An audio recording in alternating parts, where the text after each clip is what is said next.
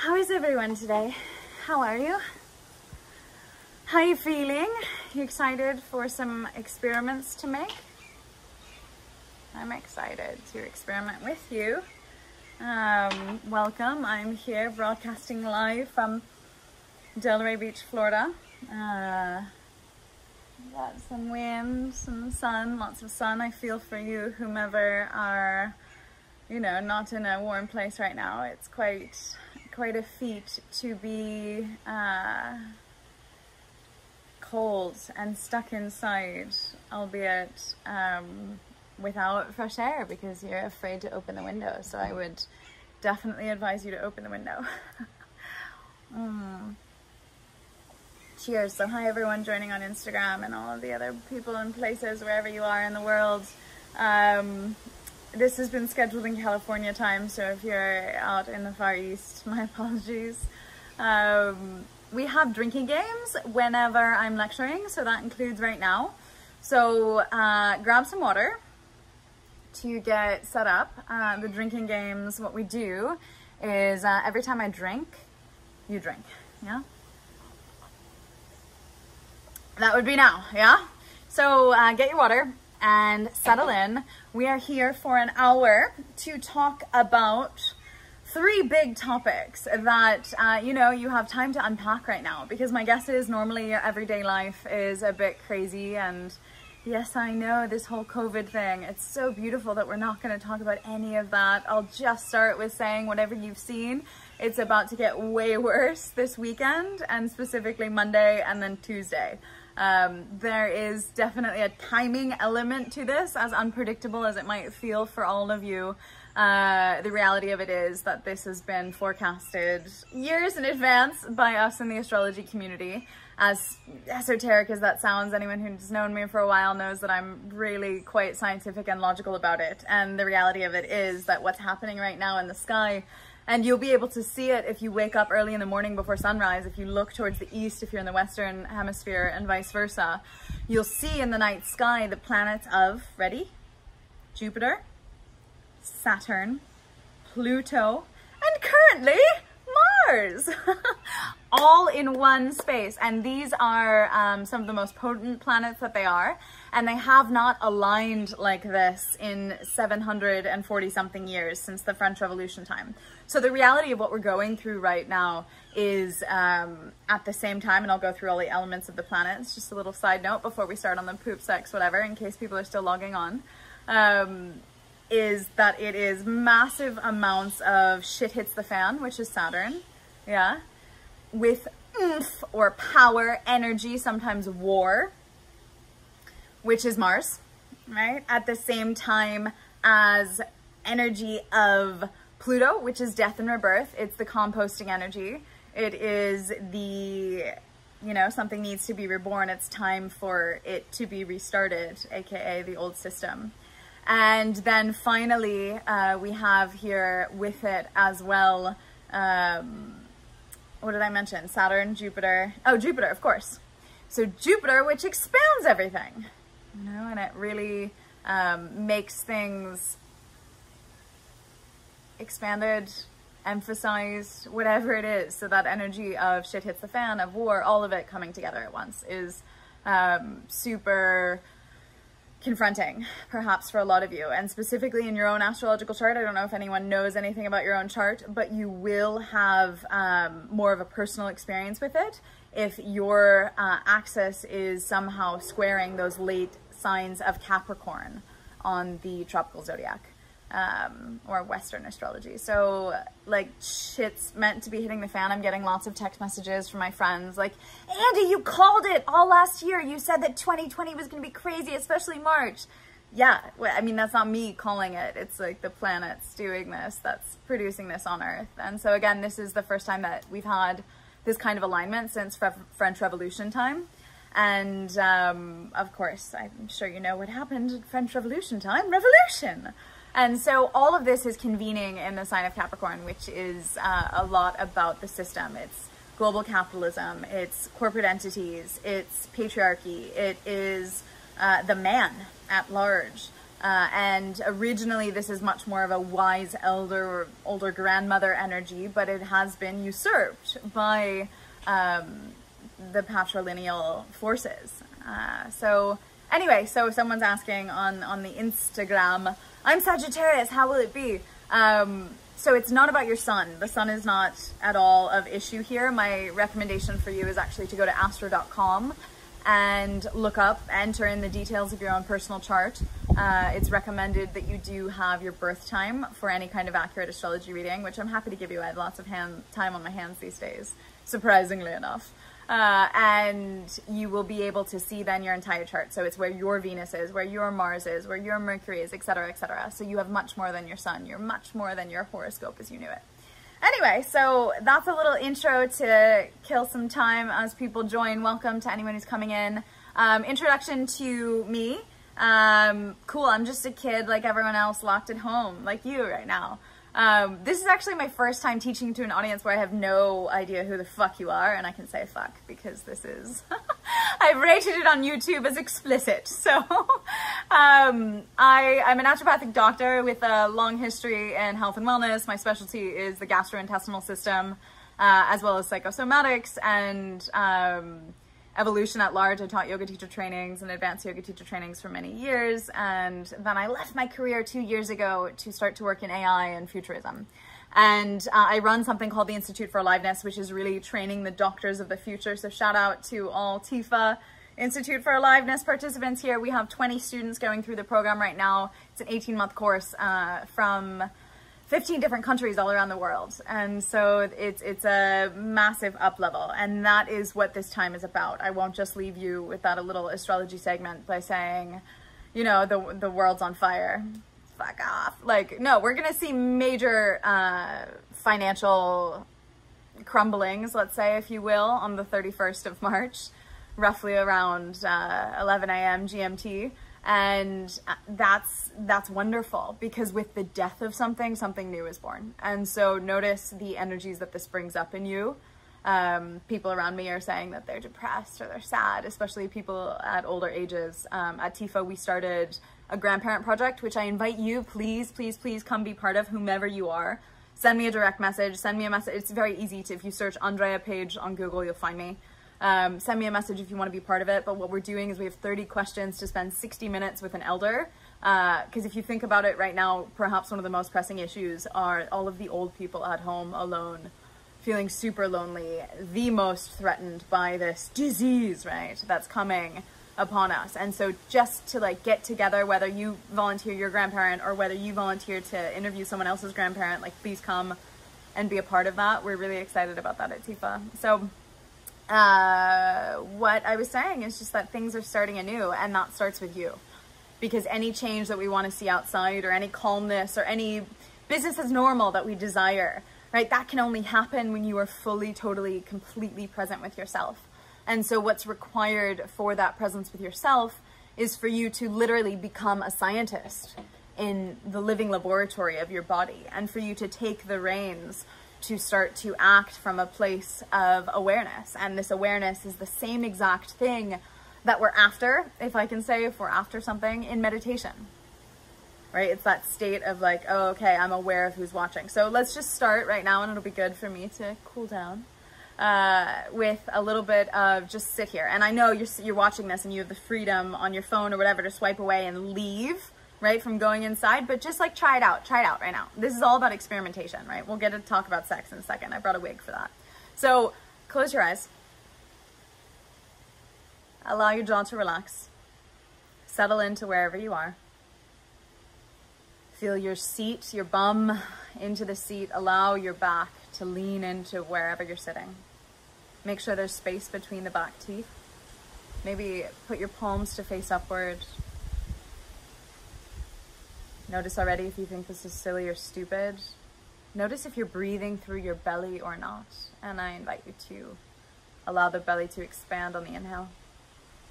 And what you're doing physically right now is resetting your nervous system. You're doing really well. Keep going. Just notice sitting down more into the chair, leaning back. Shoulders relaxed, elbows heavy.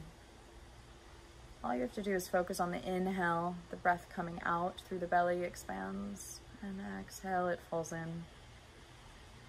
Start to create a slight smile behind your eyes. Make sure there's space between your back teeth. And now let the breath expand from the belly all the way up through the ribs. The smile can come to the corners of the mouth. Think of the last funny thing, the last funny COVID meme you saw.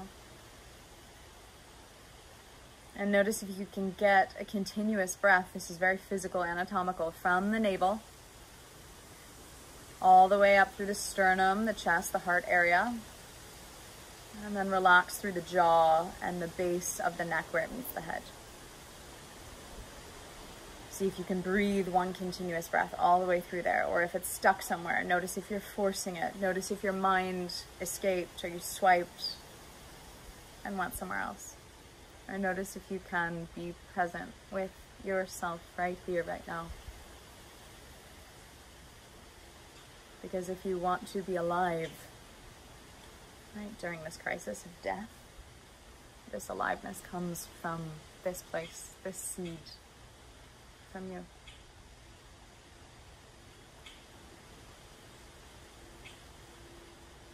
Slowly, whenever you're ready, allow your eyes to open, soft gaze in the space in front of you.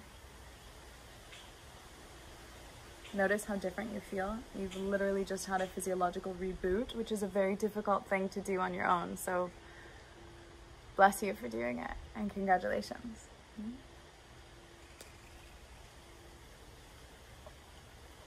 Drink up, people. So, yeah. Going into that space is what's required for any responsible scientist. And that's what I'm recruiting you to become today. A responsible scientist in the living laboratory of your body. So when we say experiments to make, what that means is that you are going to collect data over the next 1 week or 2 weeks, or who knows how long you're in quarantine, right? You are going to actually investigate your life like a scientist or a detective would, and you are going to get data from it that will help you understand more what's going on here, what's going on here, and what's going on here, right? And the answers to those questions are what will free us from the plight of being human today. And with all of this craziness going on in the sky, I promise all of you are facing the plight of being human in one way or another, right? It's not an easy job being human. If I were there, I would high five you with social distance, right? High five, air high five. Good job for getting out of bed this morning, right? First step, check. So the next step then is how to perhaps be a better human, how to take care of this vehicle that you've been gifted for your spirit to drive throughout life. Yeah, what it can do, where it can go, all of its features, right? All of these features of our being human. And with this, yeah, life will start to get a lot brighter, even if you're in a dark, cold cloud space. And so in this, because they are experiments, that means that you have the answers, not me. I'm not here to tell you anything you don't already know at some point or depth of your being. I am here to share with you information that you already know, but to encourage you to reprioritize it in a way where it's socially accepted, let's say, as well as socially distanced. And so our three main topics for today are indeed poop, sex, and food addiction. And these are things that I lecture all the time about all over the world to very differing communities. I do a lot of emotional intelligence lecturing and consulting for startups as well as people in the tech space. So those are very, very, very relevant now because Saturn, where it's moving, is into Aquarius. And if you don't know, things like the fact that 5G is currently being installed into schools all over the US at least. And yeah, these are times where we have to be awake. The time of being a sheep and just listening to what's being told will no longer work. And so by no means am I asking you to be a sheep with these things. Really, with anything, don't believe me. Verify me. Do your own work. I'm offering to you parameters for experimentation so that you can come back with a level of self-reflection and knowing. And I'll share something personal with you, which is feminine. So men, you can put on headphones for this one. But like when I was, I think 19, I was studying in Australia, and Danielle, a girl who lived in my dorm, she she used to say, oh, I think my period's coming. And I was like, whoa, how do you know that? I have no idea when my period's coming. You know, it's on a calendar, it just comes. So that disembodiment, that level of disembodied awareness or lack of awareness is something that I set out immediately to go and course correct. And so this is my invitation to you today, to find out when your period's coming. No, to literally be able to translate the messages of your body and your soul and what it wants, and be able to have a much clearer communication. Because how many of you out there listening or watching right now suffer from headaches, lethargy, you know, bloating, farting, burping? Yeah, how many of you suffer from acne or rashes, psoriasis, angry fits, right? Any kind of mental disorder, right? There is no disorder. There is only order that's been covered up through a shroud of stress and modern society. And so my real invitation to you more than anything is to unshroud yourself. And the most powerful practice that I've ever found in 15 years of searching on how to unshroud is fasting. And so at the initiation, theinitiation.co, you can read more about fasting in general. We are a nonprofit that runs online fasting programs for people to take their health back into their own hands at this next level. And so that is what we'll be talking about more in the third section with food addiction. Who amongst you has gone through all of your quarantine snacks already? Yeah, in one night. Who among you is rationing, right? This is me. I have like all the stuff that I'm waiting to eat, you know, stored away in a secret spot, right? Rationing it out. Because we're in a time of scarcity, so we get to like confront all of that scarcity that happens within of like, oh fuck, look at all these games my mind is playing, right? And so when you start to, let's say, keep tabs on the games, and that's really what we're doing when we collect the data from our own embodied experiments, then we can start to really liberate ourselves into not necessarily having more control, that's not our desired outcome, but in general being more coherent, feeling better, having more peace in where we're moving and why we're moving. So, all right, you ready to talk about poop? Let's talk about poop, baby. Let's talk about you and me. Wait, those weren't the lyrics? So when we talk about poop, what we're talking about is defecation. And I have been through many years of educating on the fact that something you weren't taught in school, human beings are meant to be pooping once per meal per day. Yeah, I'll say that again, once per meal per day. I know some of that might be a surprise to many of you. Humans are meant to be pooping. Something goes in, something comes out, just like babies, just like dogs. This is physics, guys. And so in that realization, we can say, wait a minute, woof, I don't do that. Raise your hand if you don't do that. Does this have any hand raising feature? We're not on Zoom. Right, comment if you don't do that. Or perhaps comment if you do, and we'll see how few comments there are.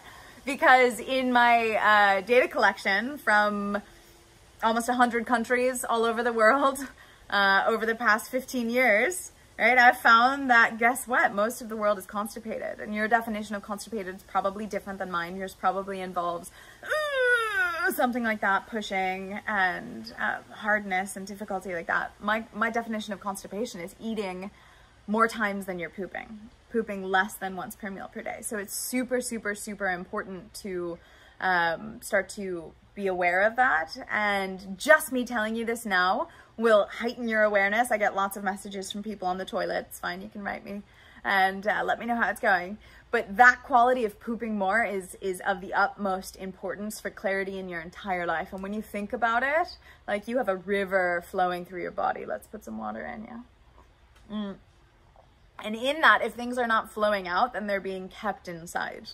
And just like any other cesspool, when you have feces inside that are meant to come out and the stream is clogged, yeah, then we see where we can have problems. So Casey on YouTube says she doesn't poop once per meal per day. Thanks, girl. What a lover to be able to out yourself. Yes, that's the environment that we're creating here, because next we're talking about sex. So you're going to have to get really, really open here, guys. No more time for taboo. You know, tickling the taboo. That's what we're doing here. So yeah, this is super normal, Casey. Most people only poop once per meal, or once per day, right? Let alone once per meal per day.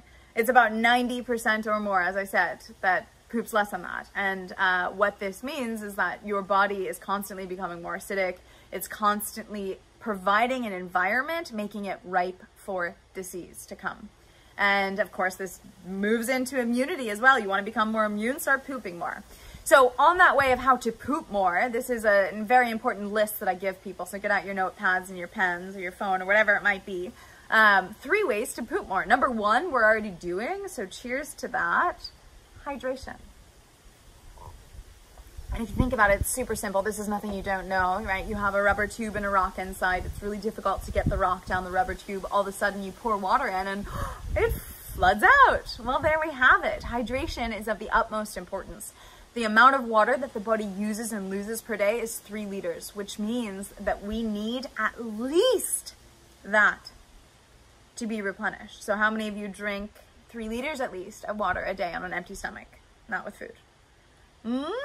Probably about the same time, or many of you that poop 3 times a day, and there's definitely a correlation there, that the more hydrated you are, the more easy it is for your bowels to move, the easier it is. And the more hydrating food that you're having as well, so the more fruits and vegetables that you're eating, water-containing fibers matter, right? And some of you might be like, well, my quarantine stock's just like macaroni and cheese and pasta, right? And that's not going to cut it if A, you want to be healthy, and B, you want your digestive system to move. So my recommendations on that for time during quarantine would be to get fruits and vegetables that last longer. So looking at hard fruits, and I mean, anything from an unripe banana. Unfortunately, throughout most of at least the Western world and most of the rest of the world, bananas are picked too early, and they're left to ripen. So that, to an unripe avocado, to something like apples, of course, have duration. Think sweet potatoes, although you don't want to get too heavy on starch because it does affect the lungs. But things like this to be able to add more fiber to your diet. I'm not opposed to frozen fruit and vegetables, especially if it's wild, organic, and fresh picked before it was frozen. That's a really great option during quarantine. And so whatever you're eating, try to eat more plants, and like forget about portion sizing, because we also want big, big, big poops as well. All right. And so how to poop more. Number 1 was hydration, hydrating food as well as water. 3 liters of water a day is our responsibility to replenish. If you're having coffee or alcohol, which, mind you, that's really silly during such a quarantine time, like you're asking for your immune system to be lowered. Anyway, if you are having those, they're massively dehydrating. And you guys can check out my podcast, which is the Vitality Podcast on iTunes or wherever you get your podcasts, or search my name and you'll be able to find it. And then you will definitely be able to listen in more on how to poop more. So we'll go through this list. Number 1 was hydration. Number 2 is to squat. So there's a biomechanical position that your body was made to squat in, yeah? So it's like this, with your knees up towards your shoulders. And that's a position that will result in the fullest, most expansive, released poop, which will make you happy. I mean, if you've ever seen a dog poop, they poop and then they wag their tail. If you had a tail, I know you would wag it after you pooped. Yeah. But that level of elimination is what is going to not only make you super healthy, but also super happy. So experiment with this. Again, just knowing that you're supposed to be pooping more is going to help. Second, hydrating, squatting, being in the correct position. So what this might look like for you is if you pull over a rubbish bin, or even if there's a stool that you can use to put your feet up on. Go ask your roommate or your partner or your husband or your wife, hey, we need something by the toilet so that your feet can be up there. If end all be all, right, put the toilet seat up, jump up on the rim itself. So again, don't believe me, verify me, try it out, see how it goes. So after squatting, then the 3rd way to poop more, which is super important, is to give yourself time, to make time. To go to the toilet when you don't even think you have to, right? And just see what happens, all right? Let things come out. Get your mind off of things so you can take out your phone and look up that day's memes on COVID or whatever it might be. And drinking game for anyone just signing on. Make sure that you drink every time I drink. So when your mind gets off of things, your body knows exactly what to do. So as the mind leaves, the body releases. And this is beautiful. Again, don't believe me, verify me. Give yourself 10 minutes in a squat-like position with your mind off, and your body will probably do something if you're hydrated and you're in that squat. So pooping more is the number one experiment that you can do while in quarantine, because you're in a safe place. There's no complaining or mental incorrectness of, oh, I can't poop there, I can't poop at work, or I can't poop at his house, right? Pooping's become so taboo, and yet we're all human, and last time I checked, hopefully we all poop. So with that, huge opportunity to expand into a world of excitement with pooping. And I'll give you some homework as well. I always do. Talk to someone who is not on this live right now. You can send them this video if you want. But ask them how many times a day they poop, because I want you to join me in the mission to make pooping less taboo. It's so important. This is the number one thing causing disease in modern humanity, right? When we were humans, you know, hundreds of thousands of years ago in the wild, it wasn't a big deal. We just squatted wherever we went. But because we are literally backed up today, this is resulting in a whole host, along with other lifestyle factors that have changed, but a whole host of non-communicable disease. And so heart disease, diabetes, autoimmune diseases, cancer, and obesity, all of these are not only preventable, but pausable and reversible through diet and lifestyle changes alone. And a huge part of that is pooping and hydration. So if you want to hear more about that stuff, go and check out the podcast. There's hours and hours and hours. Also the Facebook page, facebook.com/The Institute for Aliveness. 7 years of videos. We're just slowly moving them here to YouTube. But all these resources are here. So open them up on your browser right now so that you don't forget about it. And unless anyone has any interesting poop questions, we will move on to talking about sex. And then I'll make sure that we have time for food addiction. Should we talk about food addiction first, I wonder?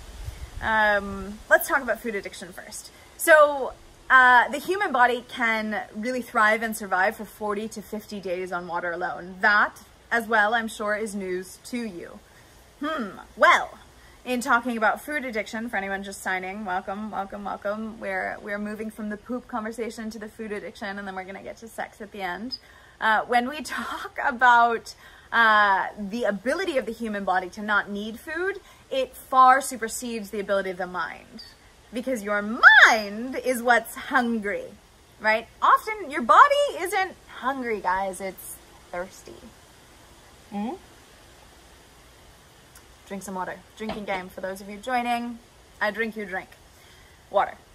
So with that understood, we can see that because we are not growing our own food, right? Because we don't know how to forage in an urban or often even in a rural environment, we are left with a massive disconnection from the most important source of energy in our life. And I say energy in scare quotes. You can read Fast, the book on fasting, to understand more about the internal energy that comes when you start to fast. But nonetheless, we are so reliant on food. I know that's the panic, like the panic buying of everyone. It's food and toilet paper, all right? So food addiction and poop, we've got it covered here. And our over-reliance on food is an unfortunate mental imbalance that all modern humans, you're not alone in your addiction to food.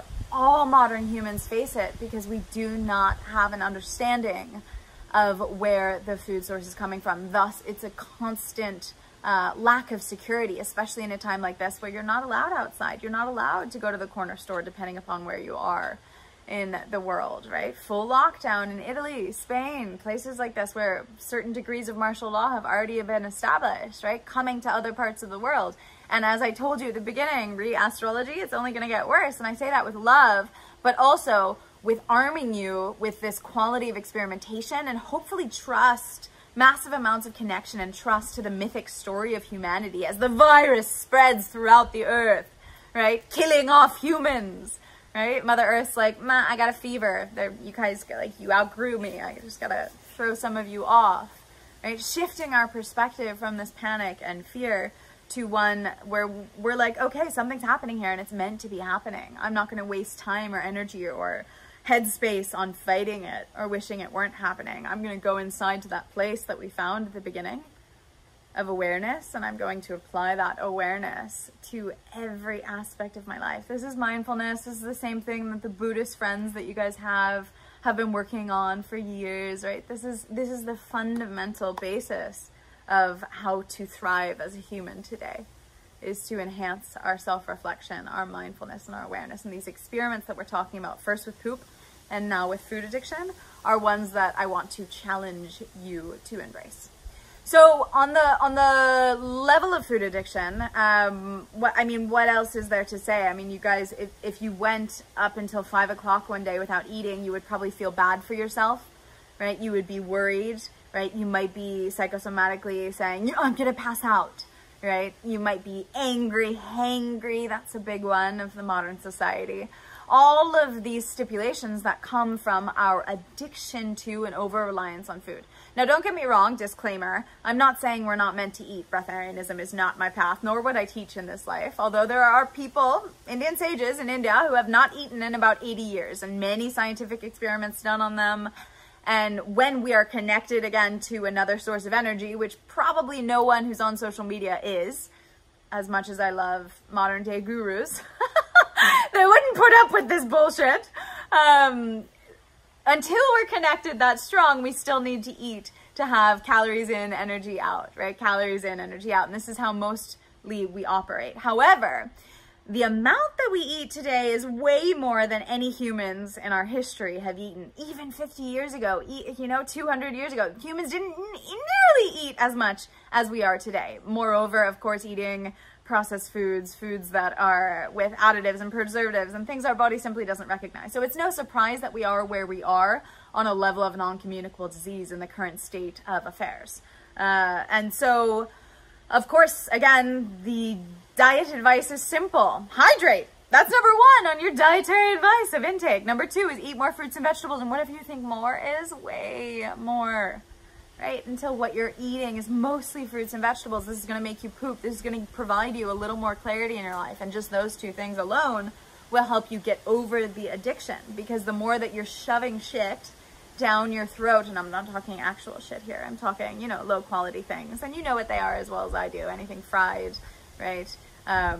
Overly salty, oily, processed, dense animal foods, etc., etc. Anything that's not really fresh, even unripe fruit, I would consider shit.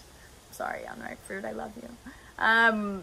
That, when you take it into the body, it provides a massive challenge for the human body, and thus there's less time for the body to recoup and heal and do its normal daily healing and cleansing practices, which allow you to feel good. This, mind you, is what we call aging. And so if you want to stop the process of aging, giving your body more time to recoup itself and be younger and heal, the better. So what this looks like in modern day society, and it's a really good time for someone to have had a career like me for the past 10 plus years, is fasting. And when I say fasting, you probably think of intermittent fasting. This is very, very common. Are you guys hovering with your water? You're waiting till I drink because we're playing the drinking game? I will drink. I'll put the angst up to rest. So fasting today around the modern kitchen table, all over the world really, it's not just in the West anymore, refers to intermittent fasting, right? And this is something that, do any of you have experience with intermittent fasting? Let me know, comment. I'm not looking so many of these comments on Institute for Aliveness on, what is this device? This is not YouTube. This one is Instagram. I see the YouTube comments, so comment there if you want to share some orange essential oil for you guys. Smell it? Smell it? But when we look at fasting in the modern world, what people are normally referring to is intermittent fasting. It's going periods of anywhere from 12, which I don't think is really an intermittent fast, but whatever, 12 to 16 hours, or sometimes even 18, or sometimes diehards even 20 hours throughout the day where you're not eating. And then what you do then is confine your eating time to a period of 6 or 8 or 10 hours. And what that does is it gives your body more time to rest rather than digest, because this whole 3 meals a day thing is not something that was ever scripted by our body. It is not natural. You don't see any animal in the wild saying, I'd like to sit down for breakfast right now, right? That's very anthropomorphized in that human focus, right? This is not natural to be eating 3 times a day. It's something that was a byproduct of the workday, the school day, and at large the Industrial Revolution. That when you look at cultures that are still strong and diehard and stubborn a little bit, that haven't really been affected by the 1950s American Dietary Association's advice to eat 3 meals a day and have a nice old big breakfast, right? Countries like France or Israel, where people are really stubborn, you start to see that these populations of people, what do they have for breakfast? Maybe croissant, cafe, nothing, right? They have pretty much nothing. So that whole breakfast is the most important meal of the day is something that was created by the agricultural lobbying institutions in the United States and now has permeated into awareness of what you know is true about health. And this is a lot of the work that I did throughout my career, was really ask you just, how do you think you know? How do you know what you think you know about health? Where did you learn it, right? Who was paying to make you think that? Right? In whose interest is it that you think that? Did it come from your body? And so this process of like joining the thought ethos of the Institute for Aliveness is all based on experimentation inside, not some scientific study that was often, you know, paid for by a pharmaceutical company, but rather by you and your own experimentation. So that's what we're after here, very much so in these quarantine weeks, for you to start awakening to your own power and agency in understanding anything about health, because it comes from inside and it comes from your body. So start with the hydration, start with the pooping. In terms of food addiction, start with believing that you don't need food. And every time during your, and I encourage you to do a 14 or 16 hour, like work up to a 16-hour intermittent fast where you finish eating at 7 p.m. and you don't eat again until 11 a.m. And it's really not that much, especially if you have like something to do in the morning, whether it's a workout routine or some meditation practice, or you want to get on the phone with a friend. And that's when you have 1.5 liters to 2 liters of water on an empty stomach in the morning, right? You wake up and you shower, you wash your outside, but guys, how about your inside, right? Drink, I drink, you drink. So with that, showering of the inside in the morning, this is the most powerful thing we can do to really make our day start on the correct foot. And there are ways to hack your life. So that you can figure out how not to have to pee all the time, right? Start drinking earlier, whatever it might be.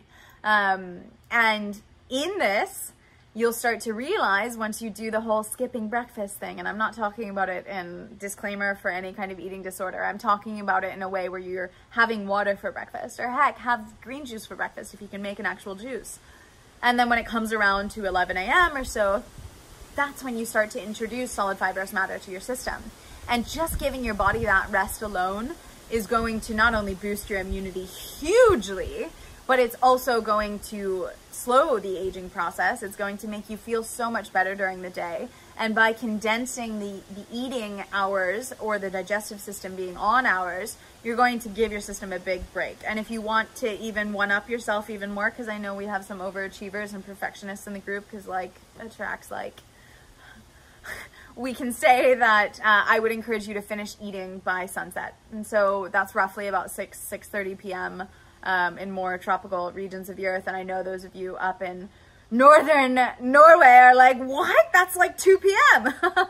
So just experiment with it, of course, seasonally. But the earlier that you can stop eating for the day, the better. That eating the Spanish style, or even the Italian style of having, 10 o'clock dinner or something like this, is actually not only weakening the immune system, and it'll be very interesting when this is all over to do the work that I do of epidemiological research from the lens of non-communicable disease and what are called comorbidities right now. Everyone's crazy about that in the COVID era, in the time of COVID. And so, yeah, overlaying, people's eating habits and their lifestyle habits with wellness or illness. If you would look at like the Holland numbers, they would be much lower because people in Holland are biking everywhere all the time. There's still a culture of something other than automobiles. And hopefully the dinner's a little bit earlier than you would find in other Mediterranean European countries. So really interesting to do those kinds of population-based studies. There's a lot more that goes into it. I mean, collective societal trauma, things like this definitely play into seeing which countries' immune systems will be weaker. It's not about the virus spreading, and this is the most important thing that I can say. And then I'll stop talking about COVID. I know. We're talking about poop and sex and food addiction. But it's not about the virus spreading, because the virus can come. It can come and it can go. But if you have a strong immune system, a strong soil, if you take care of yourself, it can't touch you. What it doesn't kill you is going to make you stronger. And so, like, rather than fearing this element that's bad or evil or scary, it's like, cool, I'm working on strengthening myself and changing my own thought patterns, my lifestyle principles, and how I interact with the world to be resilient. And that's what we're interested in the Institute for Aliveness, is that level of up-leveling humanity on all levels, not just physical, but emotional. Emotional intelligence is a huge part of it. And so when it comes to food addiction, are you eating your emotions, right? How many of you, raise your hand, comment in the threads, how many of you eat emotionally, right? If you don't comment, you're lying. And I love you, but that's one of our only very few ways that we have left to cope. And so fasting is a massive teaching, whether it's intermittent fasting or longer term fasting that we do with the initiation, to start to learn and understand all of these habits and patterns. And I have them. God, guys, I'm one of the most experienced living fasting experts on earth in terms of the amount of people that I fasted and my 1 or 2 month fasts myself. And I still have those food addiction issues. The thing about humanity isn't that they go away, because we are not hunter-gatherers anymore. And even hunter-gatherers had uncertainty and fear. Right? And we're also not growing our own food. Casey says she nervous eats celery. You're hilarious, Casey. Thanks for commenting on everything. Anyone here can comment too. So we are so disconnected that it's a massive source of unsurety. And so facing that is the #1 way to get over food addiction. Realizing that other people, right, nervous eat or emotionally eat.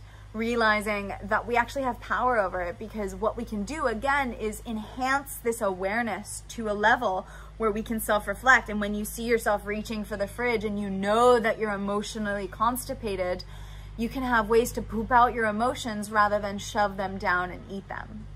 All right. And the ways to do that, the strongest that I've ever found, is through the pen. Setting a timer on your phone for 8 minutes. Putting pen to paper and starting to write everything that's inside of you, and not letting the pen stop, right? Just letting it write. After you're finished, tear it up, throw it away. But just get whatever wants to come through you out rather than holding it in. And that alone, if you can start to make a practice of that, my loves, you've just one-upped your entire life for 20, 30, 60 years into the future. And so that's a massive other experiment that I'd like you to be making for this quarantine time, is writing whenever you feel the food cravings come on, whenever you feel nervous, right? Calling one of your friends, actually just asking the question, what's really going on for me right now? Maybe I'm bored and I just want to sit and have something to do and chew on something, right? Bored eating is real. That's part of food addiction as well. And so if you are bored eating, what I would recommend is, and this is a movement that I've been trying to make for years with my Eat Greens in Public campaign, is to actually have a bag of, let's say, baby spinach or baby kale, baby sweet, leafy, tender greens, and eat them like potato chips, right? So that can give you the same reflex, right, without giving you the same unfortunate outcome. And so check all of this stuff out. Celine says she loves the writing before emotional eating. Yeah, try it out. And again, this is all, like, don't just like listen and then not go and ever apply this stuff. Like, take your phone or your device that you're watching on right now to go find a pen and paper in your house. I'm watching you. All right, do it. And then come back and sit down so you have it. And it's always there. And you're setting yourself up for success, right? Because this experimentation, if you can track, and this is where the data collection comes in for all of my scientists out there. If you can track every time you were triggered in some way, maybe it was the news, right? Maybe it was a conversation, or missing your friend, or missing a lover, or missing your body being touched. And this is what we'll get into as we talk about sex in the third part of this lecture. And my 96-year-old grandfather might be signing on at some point, so we'll see how that goes.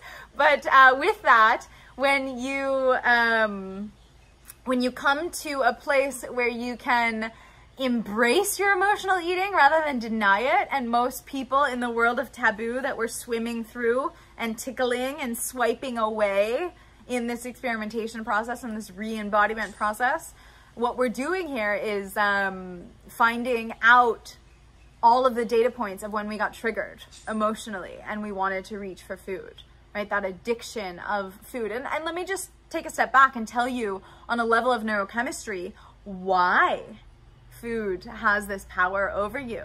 It's not only that insecurity, right? It's more than that. It's also that, guess what, guys? We're, again, in eating food that's not found in the natural world, eating a tremendously condensed amount of calories at once. This is the work of my teacher, Doug Lyle. We're having 1,000 calories in a slice of pizza. I know, and how many of you went, pizza? Just like my brother went, celery on the YouTube comments when Casey was talking about celery, right? How many of you have that comfort food, comfort eating kind of addiction? Yeah, probably a lot of you. Well, what's under that? The underpinning of that on a neurotransmitter level is that when you eat a concentrated amount of fat, because that's principally what it is, whether it's the cheese or whether it's the dairy, right? If I could have a nickel for every time someone walked into my office and say, Andrea, I'll do anything that you say, I just won't give up cheese, right? Right? That love affair with cheese, what is that all about? Well, guys, what that's about is the fact that that concentrated calorie load is a straight dopamine shot to your brain. It's the same thing that happens when you snort cocaine. And so your body becomes addicted to getting many calories at once. And the reason for this is that back in our reptilian brain, we still have a lack of understanding that we are in trouble if we don't get calories now. But when we do get calories now, hallelujah! All celebrations on deck, because we're going to survive for the next 2 weeks, the next quarantine period, whatever it is. And so the release of celebration in the brain with the dopamine shot of like, hey, high five, self, good job. You know, that is a neurochemical disaster for addiction, whether it is cocaine or whether it is pizza or cheese, right? Or anything fried with all of that concentration of oil. 1 tablespoon of oil is at least 100 calories in fat with no fiber to put it through. And oil is the most commonly eaten non-whole food that's seen as a health food, even though it cannot be and never will be. So let's see, any comments coming through? Welcome to all of you beautiful people. Please write things. Let's interact. Howard says that hydrating was key for him. Yeah, these are the keys. Like, I don't waste my time. I'm not interested in sitting here and talking to you. I'm interested in you going out and doing the experiments. Please write to me 2 weeks from now and share the data. If it's not the data that's been so clear to the Institute for Aliveness in 15 years of doing this kind of stuff all over the world, then like, let's challenge it. I'm all about experimentation. This is science, and you are a living scientist in your own laboratory. So can you awaken it? All right. So anyone have any questions about poop or food addiction? Daniela, who is part of our TIFA course and is streaming in from Abu Dhabi, United Arab Emirates, says, dance for natural dopamine.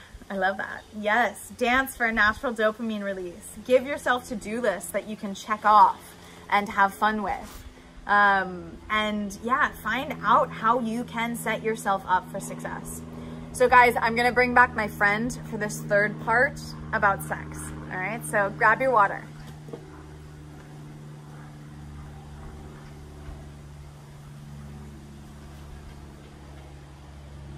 You still there? Are you ready to meet my friend? Her name's Kitty. Kitty's here to talk to you about sex. Hi everyone, my name is Kitty. I'm inspired by Moira Rose, if anyone knows who that is. So our third part of our conversation together today is going to be about sex.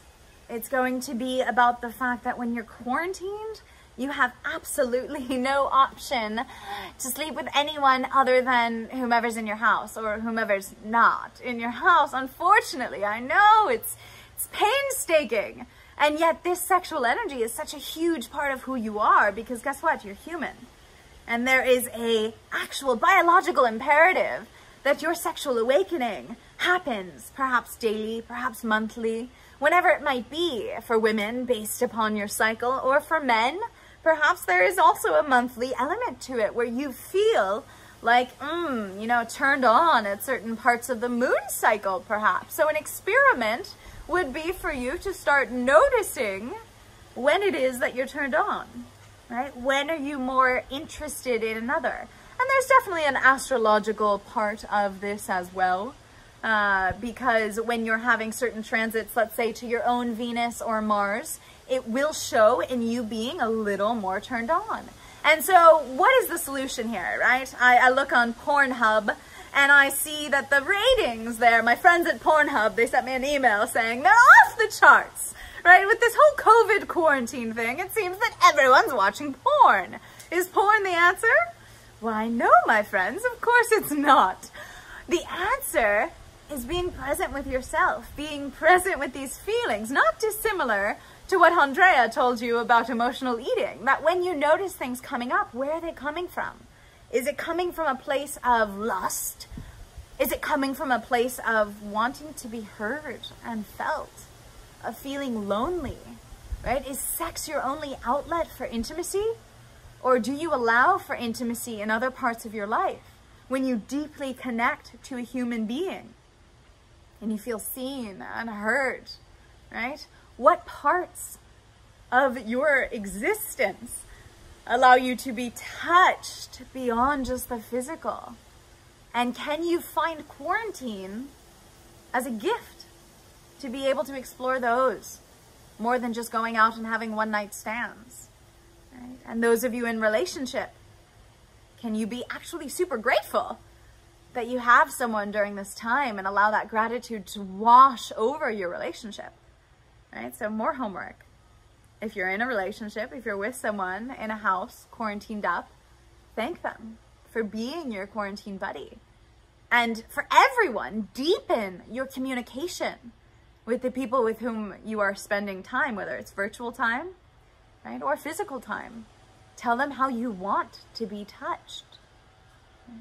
And that could be, I want to be touched in this video conference call by you hearing some of my childhood trauma around sex, right? Sexual abuse is one of the most unspoken taboos, right? The amount of women, and this would be other homework, and I know it came out a little bit with the Me Too era about 3 years ago, but the amount of women who had childhood sexual abuse that goes undiscussed is disgusting, right? Because that's who we are as humanity. We haven't taken this part of our humanity, which again is biological, to a place of peace and calm. Just like the food addiction, we're emotionally eating, we're emotionally sexing, right? We are binge sexing in the modern world because people were never taught how to communicate about touch, about sexuality, about self-reflection of the body and relating. And so this is dire medicine in the world of today, to just bring this same quality of awareness that we've brought to poop and food to sex. And so the application of this and the experimentation that I'm inviting you into is definitely, first and foremost, recalling your own sexual past. Yeah? Writing a sex memoir, if you will. I think a really good outlet for this, and for those of you who are bored at home and want something to do during the quarantine time, there's a wonderful Netflix series called Sex Education. Shout out if any of you have watched it. It's like one of my favorite things on earth right now. I'm just like, I'm not eating the food, I'm tapering, I'm, you know, rationing out the quarantine snacks. I'm rationing out Sex Education. They just came out with the second season. That shows you that it's good, right? And it is a show that goes back to puberty. It goes back to the time of sexual awakening.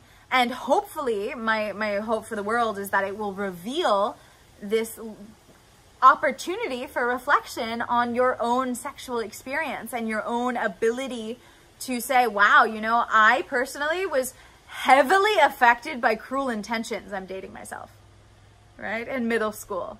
That imprinted my sexual reality far more than I knew until I watched it again as an adult. And I was like, oh, fuck, that's not healthy, right? And so what affected your sexual upcoming and coming out, perhaps, for some of you, or just coming out of your shell, or your own sexual coming of age was the phrase she was looking for, right? What affected that?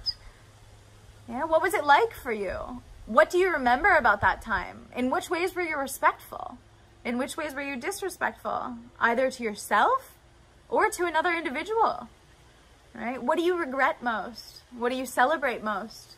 What do you want more of? How does that indicate your fantasies today? Right? And there is no shame here. In the world of sex, there can't be shame. Thank God, Burning Man, if you didn't teach me anything else, you definitely taught me that.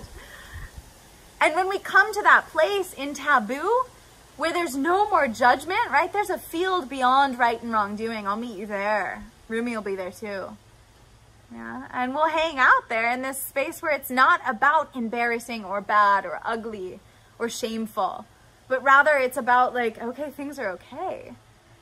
And so what I'm inviting you to do, just like I'm inviting you to write, to process when that emotional eating urge comes up, or that boredom eating, or that quarantine nervous anxiety eating comes up, what I'm inviting you to do in sex is when the lust comes up, the desire for another, I'm inviting you to actually be with yourself.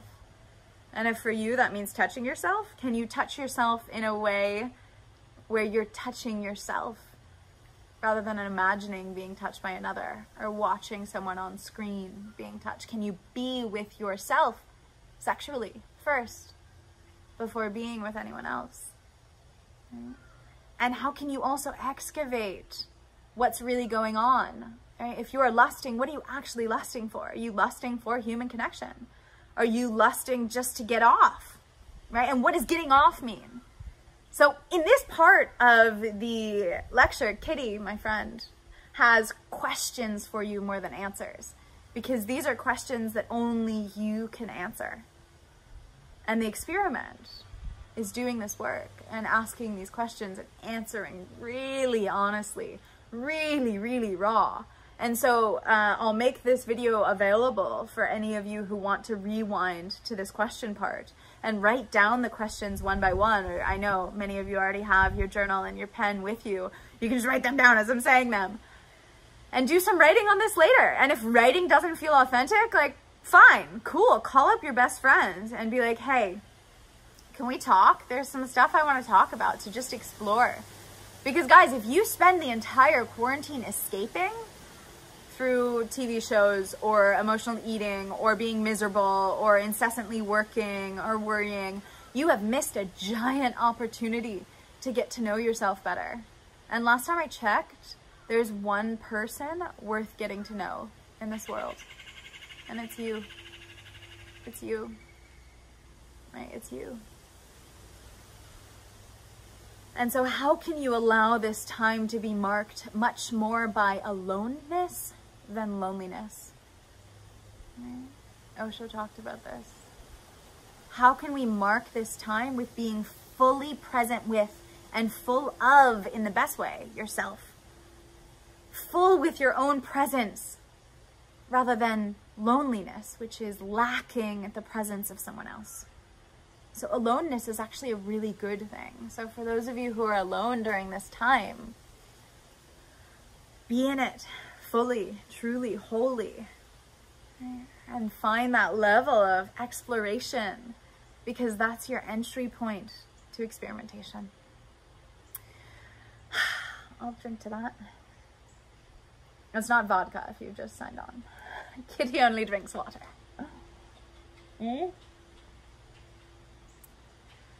All right, so we have someone here, Oliver Wellness says, can you be with yourself sexually first? I love that. It's so powerful. Yeah. Yes, yes, yes. Took me a long time to realize that one, guys. Because if you're even in sexual interactions with other people, sorry, my fringe is all over the place today. if you're not with yourself in sexual interactions, then you will constantly be trying to please and people please and reach outside of you. And then you don't actually enjoy the experience because you're not having it, right? You're in another world. Or if you're in fantasy while you're making love to someone, and this is for those of you in relationships that should have ended about a half a year ago. Yeah, you know who I'm talking about, right? That's you, isn't it? It's you. Yeah, maybe. Yeah. Right? So in those relationships, right, you often check out in sex. And so where do you check out to? What's that telling you about yourself? How can we be so bluntly honest now that we've tickled taboo, removed that fear over this entire topic, that we can just talk about it head on? All right? So we are out of time for today, my beloveds. If you want more of Kitty, or if you want more of all of these experimentations and these thoughts, I encourage you to go to instituteforaliveness.com, theinitiation.co. We actually have a fasting program that's already in prep week. We start fasting on the 3rd of April, which is this coming Friday. So it's also an epic time to fast.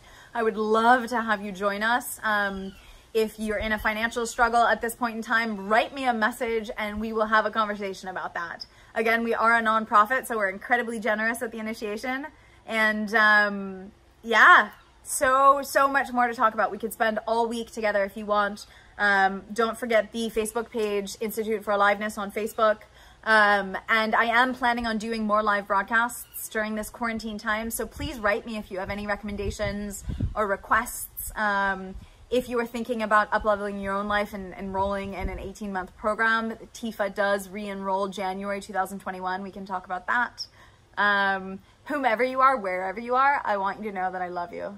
You are loved. You are deeply, deeply loved.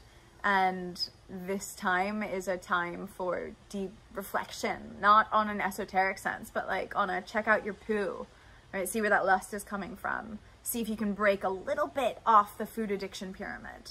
And come back to yourself, because that's the only good place to be. Unless you can be Kitty.